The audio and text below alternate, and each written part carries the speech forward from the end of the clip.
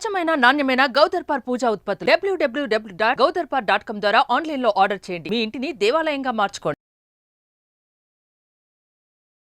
అమ్మ నమస్తే. నమస్తే అమ్మా. అమ్మ, వినాయక చవితి నాడు మనము వినాయకునికి పూజ చేసేటప్పుడు 21 పత్రాలు పెట్టి పూజ చేస్తాం కదా, దీని వెనుకాల ఏమైనా ఆంతర్యం ఉందమ్మా? ఉందమ్మా. ఒక బోటనీ విద్యార్థి చెప్పాడు, వినాయకుడు గజముఖం కలిగిన వాడు కదా, ఏనుగ శాకాహారి కదా, చెట్లు విరుచుకు తినడం అలవాటు కదా, అందువల్ల ఇలా రకరకాల ఆకులతో చేస్తాము అన్నాడు. నిజమే నాన్న, రకరకాల ఆకులతో నువ్వు చెప్పింది సరే, కానీ 21 ఏమిటి, 22 కావచ్చు, 20 కావచ్చు, ఈ 21కి ఓ ప్రత్యేకమైన పేర్లు కూడా ఉన్నాయి కదా, వాటిని నువ్వేమన్నా సరదాగా పేర్లను ఏమన్నా చూస్తావా అని అడిగాను నేను. అంటే నా దగ్గర ఉంది సమాచారం, కానీ వాళ్ళకి తెలియదు. అడిగితే వాళ్ళు వెళ్ళి ఈ పేర్లకి, సంస్కృతం పేర్లకి ఇంగ్లీష్ పేర్లు దరిదాపుల్లో చెప్పండి మేడం, మేము చూస్తామన్నారు. చెప్పాను నేను.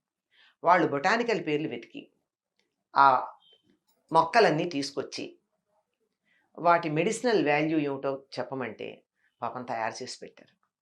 ఈ 21 పత్రులు ఏవైతే ఉన్నాయో, ఇది వినాయక పూజలో ప్రత్యేకత ఇంకెక్కడా కనపడదు మనకి. ఈ 21 పత్రులు ఏవైతే ఉన్నాయో అవి వానాకాలంలో వానలు పడుతూ ఉంటే చాలా వరకు పిచ్చి మొక్కల్లాగా, కలుపు మొక్కల్లాగా ఎక్కడ పడితే అక్కడ పెరిగేవి ఈ పత్రులన్నీ కూడా. చాలా వరకు. ఇప్పుడు జమ్ము ఉందనుకోండి, జమ్మి కాదు. జామ ఉందనుకోండి, జామ. చూతపత్రం, మామిడి ఉంది, మామిడి కాదు. ఈ మిగిలినటువంటివి ఉదాహరణకి దత్తూర అంటే ఉమ్మెత్త. ఉమ్మెత్త అక్కడ పిచ్చి మొక్కలా పెరిగేది. ఇలా ప్రతి దానికి వాళ్ళు కనుక్కొని వచ్చారు. బొటానికల్ నేము నేను ఇంగ్లీష్ నేమ్ ఇస్తే వాళ్ళు సంస్కృతం నా దగ్గర ఉండనే ఉన్నాయి. కనుక్కొని వచ్చింది మెడిసినల్ వాల్యూ చెప్పి, నిజంగానండి ఇవన్నీ చాలా ఉపయోగపడేవి అన్నారు. ఎందుకు అంటే వానలు పడతాయి, ఎక్కడ పడితే అక్కడ మనం వెయ్యకుండా వాటంతటవి రోడ్ల పక్కన, ఖాళీ ప్రదేశాల్లోనూ, ఆఖరికి గోడల మీద ఎక్కడ పడితే అక్కడ మొలిచే మొక్కలు చాలా ఉన్నాయి. వీటన్నింటి యొక్క ప్రయోజనం మనం తెలుసుకున్నట్టయితే ఇప్పుడు వచ్చేటటువంటి తరుణ వ్యాధుల నుండి మనం ఉపశమనం పొందొచ్చు. తరుణ వ్యాధులు అంటే అక్యూట్ డిసీజెస్, అంటే అప్పటికప్పుడు వచ్చే, అంటే దీర్ఘ వ్యాధులు కావు. వాతావరణ మార్పుల వల్ల వచ్చే, వాతావరణ మార్పుల వల్ల అప్పటికప్పుడు వస్తాయి, పోతాయి అంతే. వైరల్ ఫీవర్స్ అని అలాంటివన్నీ విరోచనాలు. ఇప్పుడు ఏమవుతుంది, వర్షాలు పడతాయి, వర్ష ఋతువే కదా ఇది వచ్చింది. ఆషాఢంలోనే అవటానికి, అది గ్రీష్మ ఋతువైనా ఆషాఢంలోనే మొదలవుతాయి వానలు. అక్కడి నుంచి మొదలుపెట్టి కొత్త నీళ్ళు వస్తాయి. కొత్త నీళ్లలో మట్టి ఉంటుంది, అనేక రకాలైన కలుషితాలు ఉంటాయి. ఎండ ఎక్కువగా ఉండకపోవడంతో రకరకాలైనటువంటి క్రిములు అవన్నీ అభివృద్ధి చెందుతాయి. ఒకప్పుడైతే విపరీతంగా కలరా వచ్చేది ఈ ఋతువులో, ఇప్పుడు కలరా చాలా వరకు తగ్గింది. ఎక్కడో వెరీ రేర్ కేస్ కలరా. అలా ఇలాంటివన్నీ రకరకాలు వస్తాయి. జలుబు, జ్వరము, దగ్గు, విరేచనాలు, వాంతులు, దీనికి సంబంధించిన కడుపు నొప్పి, ఇవి ప్రధానం. ఈ వీటన్నింటికి కూడా ఈ 21 పత్రుల్లోనూ మందులు ఉన్నాయి, ఔషధ గుణాలు ఉన్నాయి. ఇవే కాకుండా దీర్ఘ వ్యాధులకు కూడా వీటిల్లో మందులు పనికొచ్చే ఉన్నాయి. నీరియం అంటే కరవీరపత్రం. కరవీరపత్రం అంటే గన్నేరు. ఈ గన్నేరాకు ఎంత విలువైనదో, అది శరీర సంబంధమైనటువంటి అనేక వ్యాధులు, చర్మ సంబంధమైన అనేక వ్యాధులకు అది మందుగా పనిచేస్తుంది. అంచేత పిల్లలకి రేపు పొద్దున ఒక చిన్న పిల్లాడికి జ్వరం వచ్చింది, పెద్ద పిల్లాడిని వెళ్ళి మరి ఆకు పట్టుకురారా అంటే వాడికి ఆకు తెలియాలి. ఇంట్లో కూర్చుంటే ఎలా తెలుస్తుంది? అందువల్ల పత్రి తీసుకురావడం వాళ్ళకి చెప్పేవాళ్ళు పూర్వం. తీసుకొచ్చి వాటన్నిటిని అట్లా ఒక పళ్ళెంలోనో ఆకులోనో, ఇదిగో బృహతీ పత్రం, సెమీపత్రం, జామీపత్రం, చూతపత్రం, ఇలా వేటికి బదరీపత్రం, రేగాకులు, ఇలా వేటికవి ఈ 21 పత్రులు అలా విడివిడిగా పెట్టడం తెలుస్తుంది. అలా నేర్పించి, ఇదిగో వినాయకాయ నమః బృహతీపత్రం సమర్పయామి, ఎరా బృహతీపత్రం వే అంటే వాడికి తెలుస్తుంది. వాకుడు బృహతీపత్రం అంటే, మాచీపత్రం రెండోది మాచీపత్రం ఉంటుంది, మాచిపత్రి తెలుసు. ఇట్లా ఇవన్నీ కనుక తెలిసినట్టయితే రేపు పొద్దున హఠాత్తుగా ఏదన్నా చిన్న తరుణ వ్యాధి సీజనల్ ఏదన్నా వచ్చినట్టయితే ఒరే మాచిపత్రి ఆకులు 4 కోసుకురా అన్నప్పుడు అన్నప్పుడు పడితేస్తాడు. అరే తులసి ఆకులు 4 పట్టుకురా నాన్న, లేదా దత్తూర తీసుకురా అంటే ఉమ్మెత్త ఆకులు పట్టుకురా అంటే తీసుకురావడానికి వీలుగా ఉంటే వాళ్ళకి బాగా తెలుస్తాయి. ఇంట్లో ఇంతకుముందు తెలియకపోయినా పెద్దవాళ్ళు తప్పనిసరిగా తెలుసుకుంటారు. అవునమ్మా. వీటన్నింటికి ఇది ఉండడమే కాక ఈ ఆకులు ఇందులో 20 పత్రాలు మనకి దొరుకుతాయమ్మా. దేవదారు పత్రం ఒకటే మనకి అందుబాటులో ఉండదు. మిగిలినటువంటి 20 కూడా 21 అని సంఖ్య పెట్టడానికి ఏమన్నా ఉందమ్మా?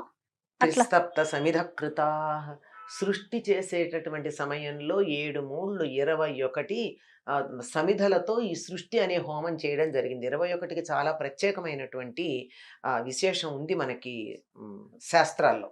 సంఖ్యాశాస్త్రం అందులో 21 ఇది దీనికి అనుకూలంగా కూడా అనిపించటం ఉంది. ఈ దేవదారు తప్ప మిగిలిన 20 పత్రాలు మనకి దొరుకుతాయమ్మా. వీటిని తెచ్చి వీటి వివరాలు కనుక తెలిస్తే తర్వాత ఉపయోగం ఉంది. ఇప్పుడు ఎవరో వాడే పరిస్థితుల్లో కూడా లేము.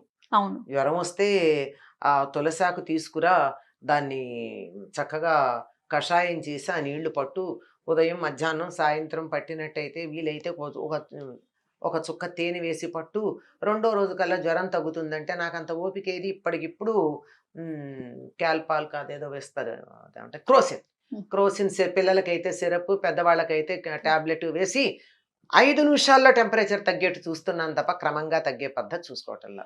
అది చాలా తప్పు. ఒక్కసారిగా టెంపరేచర్ తగ్గడం కూడా తప్పే. స్లోగా తగ్గాలి.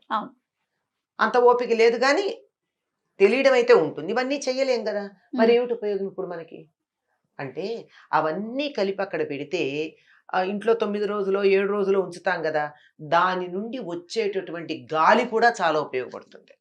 ముఖ్యంగా మీరు ఇందులో సింధువార పత్రం అని ఒకటి ఉంది, అంటే వావిలాక అంటారు. వావిలు అంటే తెలుసు కదా, సింధువారం అంటే తెలీదు. అదేనే చెప్తున్నాను. సింధువారం అంటే వావిలి. అందులో 2 ఉంటాయి, నల్లవావిలి తెల్లవావిలి. నల్లవావిలి అంటే ఊదా రంగు పూలు ఉంటాయి, తెల్లవావిలి అంటే తెల్ల పూలు ఉంటాయి. ఇవి నిజంగా ఎంత ఆరోగ్యానికి అవసరమో. తలనొప్పి వస్తే ఒక తెల్లని బట్ట తీసుకుని వావిలాకులు దాని మీద వేసి దాన్ని ఇలా మరి ఇంకొక పొర వేసి ఇలా తలకి ఇలా కడితే అరగంటలో తలనొప్పి తగ్గుతుంది. కొంతమంది ఇక్కడ కూడా కడతారు. బాలెం తలకి వావిలాకు వేసిన నీళ్లు కాచి నీళ్లు పోస్తారు, వాతాహరణం. ఇలాంటివన్నీ ఇది ఇంట్లో ఉంది. వావిలాకు తెచ్చి అక్కడ పెట్టండి, 4 రోజుల పాటు ఇల్లంతా వావిలాకు వాసనే ఉంటుంది. కానీ ఇంటి వావిలాకులు తెచ్చిరండి, వినాయకుడికి పూజ చెయ్యండి. దాంతోపాటు ఉత్తరేణాకు ఉంది. ఇవన్నీ వీటన్నిటి కలయికతో వచ్చినటువంటి గాలి ఏదైతే ఉందో అది ఒక వారం రోజులు ఇంట్లో వచ్చిందంటే, ఆ రోజు మరి ఇంట్లో దేవుడు ఉన్నాడంటే వీళ్ళు దండం పెట్టుకుంటారు కదా, ఆ దండం పెట్టుకోవడానికి 1 నిమిషం అక్కడ నిలబడి గాలి పీలుస్తారు కదా, శ్వాసకోశ సంబంధమైనటువంటి వ్యాధులు దరిదాపుల్లోకి రావు. అయ్యాక ఇది ఎవరికన్నా ఈ నిమజ్జనం చేసే సమయంలో కూడా కొంతమంది తమ పెరట్లో ఉన్న బావిలో పడేస్తారు. ఆ బావిలోను చెరువులోను ఇవి పడేస్తే ఈ ఆకులన్నీ పడేస్తాం కదా పత్రి, వీటి వల్ల కొంతకాలం పాటు ఆ నీళ్లు స్వచ్ఛంగా ఉంటాయి. ఊళ్ళో వాళ్ళందరూ తెచ్చి ఆ చెరువులో పత్రి వేశారనుకోండి, ఆ నీళ్లు స్వచ్ఛంగా ఉంటాయి కదా. పైగా అక్కడ ఏం జరిగేది, పూర్వకాలం ఆ చెరువులో మట్టి తీసి వినాయకుడిని చేసేవారు, చెరువులో పూడిక తీసినట్టు అయ్యేది. ఈ ఆకులు వేసేవారు, స్వచ్ఛంగా అయ్యేది. ఎంత మంచి పద్ధతి. పూజా విధానంలో వ్యక్తిగతమైనటువంటి పురోభివృద్ధి, కుటుంబపరమైనటువంటి సమృద్ధి, సమాజపరమైనటువంటి సమబుద్ధి, పర్యావరణపరమైనటువంటి స్పృహ ఇన్ని కలిగించటం, తర్వాత ఖగోళ విజ్ఞానం, ఇలాంటివన్నీ కలిగించేటట్టుగా ఉంటాయి మన పండగలు ఏది చేసుకున్నా. చూడండి, ఒక్క పత్రి వెనకాలే ఎంత విషయం దాగుందమ్మా. అద్భుతం కదా నిజంగా. ఖచ్చితంగా పాటించాలమ్మా ఇవన్నీ కూడా.